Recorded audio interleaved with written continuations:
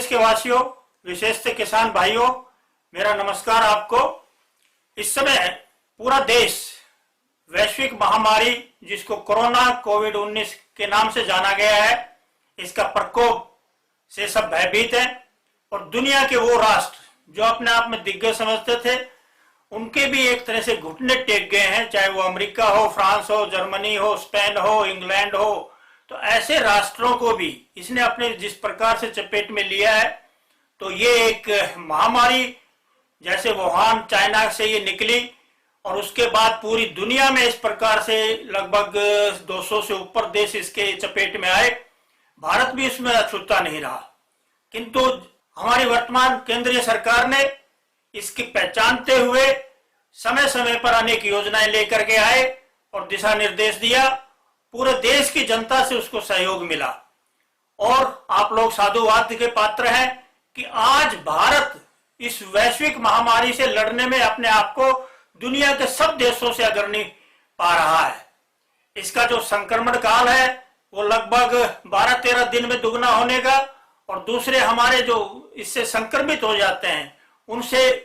ठीक होकर के अपने घरों को लौटने, सामान्य दिनचर्या पर आने, अपने घर परिवार में आने के जो दर है वो विश्व के अन्य देशों से तुलना में बहुत आगे है। आप लोग बधाई के पात्र हैं। हमारी सरकार जो केंद्र की है, माननीय प्रधानमंत्री जी के कुशल योजना के निमित्त और हरियाणा सरकार की अपनी मनोहर जी की जो नीतियां हैं उनके निमित्त जो उपलब्धियां हुई है, ये कालखंड वो भी है जब किसानी कार्य, एक फसल की कटाई और उसको फसल को संभालना, उसका व्यापारी या बिक्री की व्यवस्था करना, खरीफ की फसलों की बिजाई की तैयारी करना,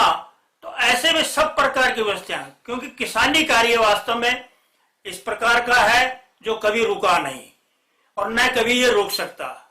हर चीज इंतजार कर सकती है, किंतु कृषि नहीं। पशु अपने समय पर दूध देंगे ही, उनका रखने की, बिक्री की हर घर में परिवार में आवश्यकता होती है। तो भोजन की आवश्यकता तो जो हमारे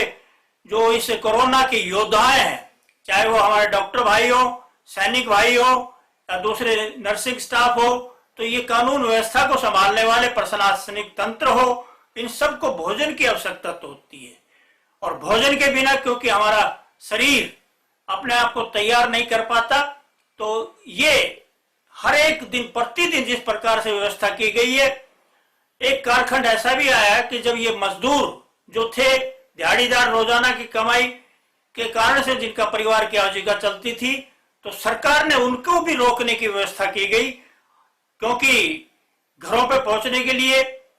जिस प्रकार से एक तरह से अफरा तफरी का माहौल एक बार आया था शुरू में, तो उसमें ये ध्यान करते हुए कि भाई ये अपने कोरोना का जो संक्रमण है, क्योंकि इसके लक्षण दिखाई नहीं देते, तो ये अपने जो परिवार के सदस्यों से, परिचितों से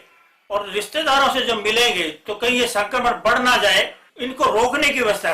हमारे प्रधानमंत्री जी ने आग्रह किया, जो जहां है वहीं रुके, क्योंकि ये ऐसा एक कीटाणु है, वायरस, कि जो रास्ते चलते नहीं पकड़ेगा। हम उसको बुलाएंगे, उसके नजदीक जाएंगे, वो संक्रमित व्यक्ति के संपर्क में आएंगे, तभी ये रोग हमें आएगा। शुरू में इसके लक्षण 14 दिन तक नहीं दिखाई देते और आज तक इसका वास्तव में, क्योंकि नई बीमारी है, नया वायरस है, तो इसका कोई अभी तक इलाज भी नहीं है, एक तरह का कोई टीका भी नहीं है। तो इस कालखंड में किसान भाइयों ने जिस प्रकार से अपने फसलों की कटाई की, उसकी बिक्री की व्यवस्था हुई। हरियाणा सरकार साधुवाद की पात्र है कि उसने लगभग 1400 से ज्यादा नई मंडियां, यानी औसत जो कहें हर 3 गांव के ऊपर एक मंडी की व्यवस्था, किसी भी किसान को अपने गांव से 10 किलोमीटर से ज्यादा नहीं जाना पड़ा। इस प्रकार के उनके स्थान पर ही बिक्री की व्यवस्था की गई और कहीं थोड़ी बहुत कठिनाई भी आई होगी, जिस पर से सरकार ने संज्ञान लेकर के तुरंत उनका निदान किया और इसको सुव्यवस्थित किया। किसानों की फसल की अगली की जो तैयारी है, तो उसमें चाहे धान की हो, धान ऐसी फसल है कि क्योंकि एक आया है कि मेरा जल मेरी विरासत, आने वाली पीढ़ी के लिए जो संघर्ष होना है वो जल के ऊपर होना है। तो जल संचयन के लिए, जल के बचाव के लिए सरकार की जो योजनाएं आई हैं, वैकल्पिक फसलें इसके लिए, चाहे दलहन है, तिलहन है या मुख्यतः हमारी मक्की की फसल है, इस तरह का सरकार ने वो खंड ब्लॉक्स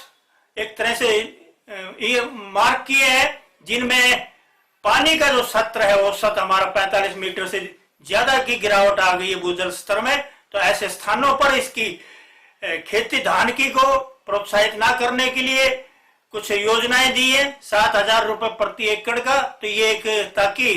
वास्तव में धान हमारा हरियाणा जैसे प्रांत का, पंजाब जैसे प्रांत का ये भोजन ही नहीं है जहां बरसात में बहुतायत रहती है पानी की। तो ये उन प्रांतों का है जिनका चावल भोजन है, जो दोनों समय भोजन में चावल ही खाते हैं। हमारे यहाँ जो मोटा अनाज जिसको कहा हमारे घरों से बाहर हो गया, तो ऐसे पंजाब में मक्की का, हरियाणा में ज्वार बाजरे का चलन ज्यादा था। तो ये खेती को फिर से बढ़ावा देना, दलहन हमारी आवश्यकता होती है, दाल भात कहलाता है, दलहन फसलों को देना, तेल क्योंकि हमारे भोजन को तल करके खाते हैं, तो ये हमारे स्थानीय। और अभी प्रधानमंत्री जी ने जो कहा है कि गांव हमारे स्वावलंबन इकाइयां होती थी, उसमें खेती किसान के कार्य में जो सहयोगी और व्यवसाय थे उनको भी करने के लिए एक स्वदेशी का आह्वान किया है। किसान भाइयों, हमारे भारत की आत्मा जो गांवों में रहती है और उसमें किसानी कार्य से जुड़े अनेक जो व्यवसाय थे, लघु थे, कुछ परिवार उनके जैसे प्रकार से थे, तो उनके रोजगार को दोबारा से खड़ा करने के लिए किसानों की कार्य को, अपने उत्पादों को वहीं उस प्रकार से उसका संस्करण करते हुए, प्रोसेसिंग करते हुए हम अपने उपभोक्ता तक पहुंचाएं। इस दिशा में सरकार के प्रयास जो अभी 20 लाख करोड़ का घोषणा की गई है, उसमें हमारे गांव के छोटे उद्योग और एक तरह से लघु इकाइयां और जो मध्यम आकार के व्यवसाय हैं, चाहे वो डेयरी का हो, इनको बढ़ावा देने के लिए सरकार की जो नीतियां आ रही हैं, तो इससे हमारा भारत दोबारा से स्वावलंबी बनेगा। हम अपने लोकल उत्पादों को, अपने आसपास के जो चीजें, क्योंकि हर क्षेत्र की विशेषता होती है, उसकी एक आपूर्ति होती है, वो उसी क्षेत्र विशेष की को हम एक प्राथमिकता देते हुए अपने जीवन में जब लेके आएंगे, तो निश्चित रूप से भारत एक स्वावलंबी भारत बनेगा। और स्वदेशी के माध्यम से हम विश्व में अपने, क्योंकि भारत के उत्पाद जो है ये वास्तव में जहर मुक्त होकर के विश्व देख रहा है कि भारत ऐसा देश है जो सभी प्रकार के हमारे भोजन की थाली की व्यवस्था है, उसके उत्पाद हम तक सहज रूप से पहुंचा सकता है। यहाँ का कर्मठ किसान अपनी मेहनत के कारण से हमारे खाद्यान्नों की, अनाज की भरपूर मात्रा है।